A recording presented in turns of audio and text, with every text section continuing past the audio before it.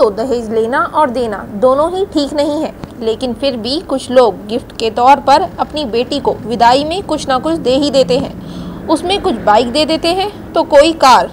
लेकिन क्या कभी आपने सोचा है कि किसी पिता ने अपनी बेटी को गिफ्ट में बुलडोजर दे दिया हो? अब आप सोच रहे होंगे ऐसा कैसे हो सकता है, कोई पिता अपनी बेटी को बुलडोजर गिफ्ट कैसे कर सकता है? लेकिन ये बात 100% सच है। दरअसल ये घटना यूपी के हमीरपुर जिले के सुमेरपुर थाना क्षेत्र की है, जहां एक पिता ने अपनी बेटी को दहेज में कोई कार या बाइक नहीं बल्कि बुलडोजर दे दिया, जिसके बाद ये शादी सुर्खियों में आ गई। आपको बता दें, 15 दिसंबर को सोखर गांव के निवासी परसराम प्रजापति ने अपनी बेटी नेहा की शादी देव गांव के निवासी स्वामीदीन चक्रवर्ती के बेटे योगेंद्र उर्फ योगी के साथ की। इस शादी में जो सबसे ज़्यादा चर्चा का विषय रहा वो रहा इस पिता का अपनी बेटी को दहेज में बुलडोजर देना।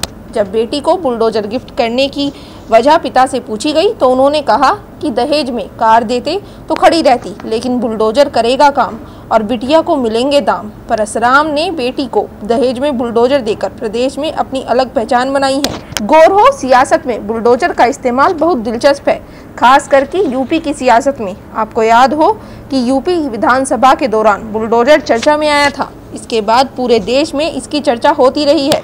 अपराधियों के खिलाफ सीएम योगी आदित्यनाथ द्वारा चलाए गए बुलडोजर की शुरुआत हुई थी। इसके बाद दिनों दिन बुलडोजर का क्रेज बढ़ता जा रहा है और अब शादी में एक पिता की तरफ से बेटी को जब ऐसा अनोखा गिफ्ट दिया गया तो देखते ही देखते ये खबर वायरल हो गई और अब लोग इसे अपने अपने तरीके से शेयर कर मजे ले रहे हैं। ब्यूरो रिपोर्ट, पैंकर न्यूज़।